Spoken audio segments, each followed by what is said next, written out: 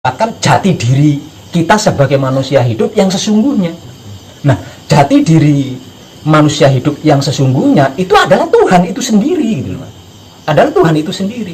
Jadi kalau kita bertanya tentang manusia yang sudah manunggal jati itu seperti apa sih? Manusia yang mengkaji dan mempraktekkan ilmu kadewatan itu seperti apa sih?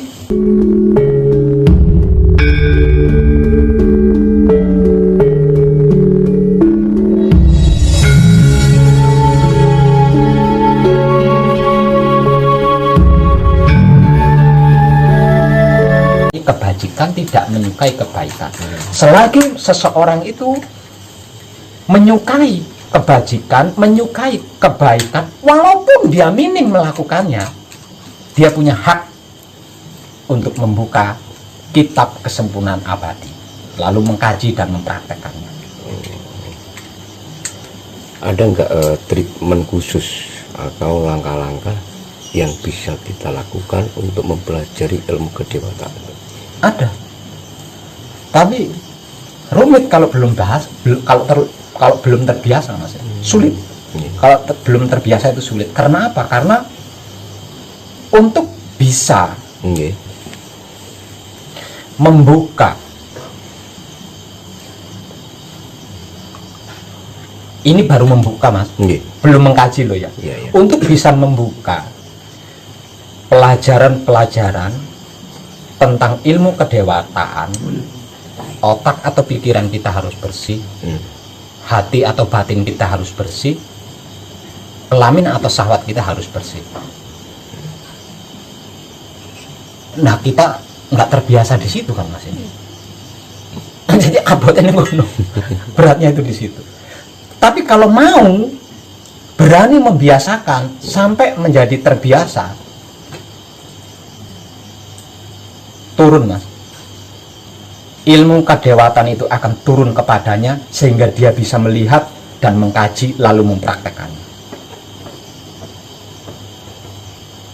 Terus ini Pak Web, keistimewaan orang yang sudah mempelajari ilmu kadewatan itu seperti apa Pak Web? Keistimewaannya, kalau keistimewaannya sih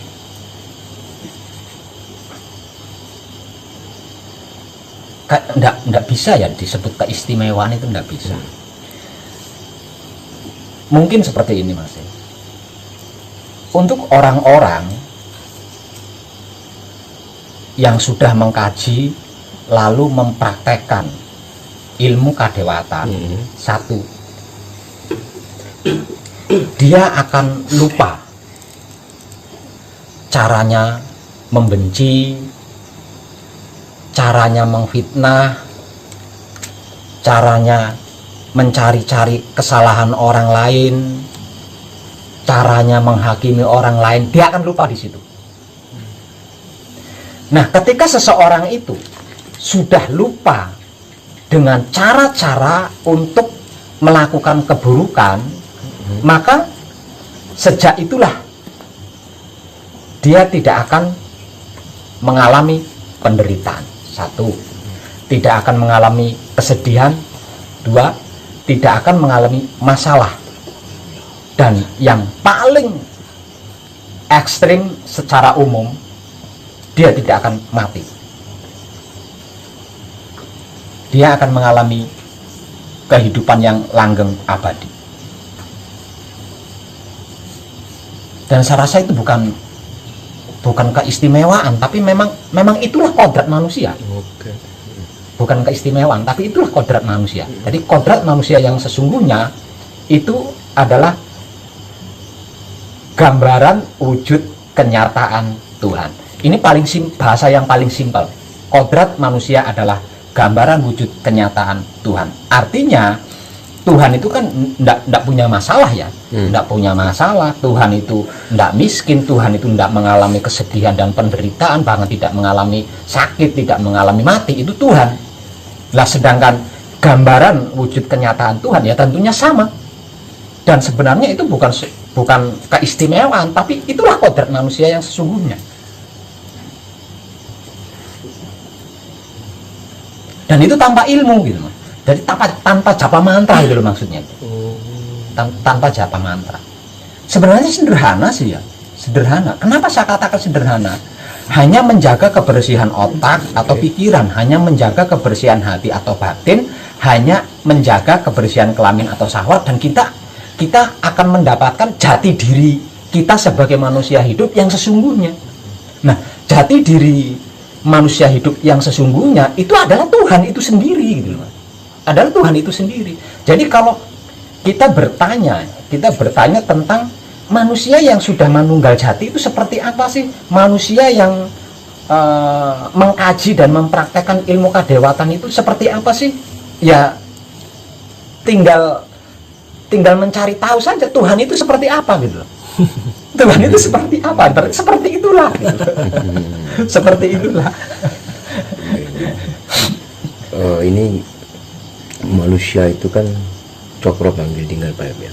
Jadi hidup itu kekal dan tidak ada yang namanya kematian. Ya. Jadi abadi. Ya. Apakah roh dan jiwa itu juga kekal? Nah, kalau hidupnya abadi, kalau hidupnya kekal abadi, sukmanya, arwahnya, ya sama toh Mas. Sama Pak ya. Lah iyalah, wong arwah atau sukma atau empat anasir itu kan alatnya hidup. Nah, kalau hidupnya abadi ya otomatis mereka berempat tetap langgeng abadi bersama dia karena dia adalah alatnya. Tapi sekarang gimana tentang Wahyu Pancalaku? Kalau Wahyu Pancagaeban sudah jelas bahwa orang yang pertama yang mendapatkan Wahyu Pancagaeban kalau nggak salah dulu kan Nabi Adam, Pak ya. ya.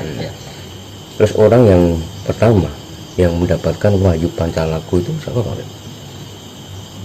Orang yang pertama mendapatkan Wahyu Pancalaku adalah Nabi Sis itu tadi. Nabi Sis tadi. Karena Nabi Sis lah yang berhasil mengenali Wahyu Pancagaib, mengkaji Wahyu Pancagaib dan mempraktekkan Wahyu Pancagaib. Bermula dari Nabi Sis itu. Bisa diceritakan sedikit Pak Web tentang sosok Nabi Sis itu seperti apa? Nabi Sis adalah pendiri kerajaan Kayangan atau pendiri kerajaan Kadewatan. Kalau disosokkan sama dengan sosok kita sebagai manusia hidup, hanya saja mata awam kita tidak akan mampu menyaksikan detail wujudnya, dikarenakan apa? Seluruh wujudnya itu dipenuhi dengan cahaya, bersinar. Jadi seluruh tubuhnya itu bersinar, seluruh tubuhnya bersinar. Jadi mata awam itu tidak bisa melihat detailnya wujud, tidak bisa. Karena apa? Karena diliputi cahaya. Itu adalah sosok daripada Nabi Sis, nenek moyangnya manusia modern, nenek moyangnya manusia modern. Di zaman pertama kali kerajaan dewa atau kadewatan didirikan. Kalau dikaitkan dengan Nabi Adam sama Nabi Sis itu perbedaannya di mana, Pak? Nabi Adam tidak mampu, Nabi Adam tidak mampu mengenali wahyu pertama yang diberikan secara detail dan lengkap. Sebab karena itu sebenarnya Nabi Adam diciptakan secara langgeng abadi, namun dikarenakan dia merasa tidak mampu mengenali wahyu pancagaib atau wahyu pertama yang diturunkan atau diberikan kepadanya, maka dan tidak mau melakukan kesalahan lagi.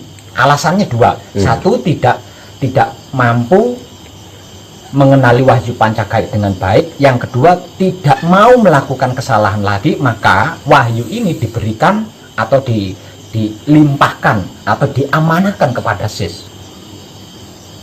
Seperti itu. Dan Sis Sis ini mampu mengenali wahyu pancagaib dengan kekuatan wahyu pancalaku. Dan bermula dari Nabi Sis inilah wahyu pancagaib yang lebih dikenal, wahyu pancalaku yang lebih dikenal, bukan wahyu pancagaibnya.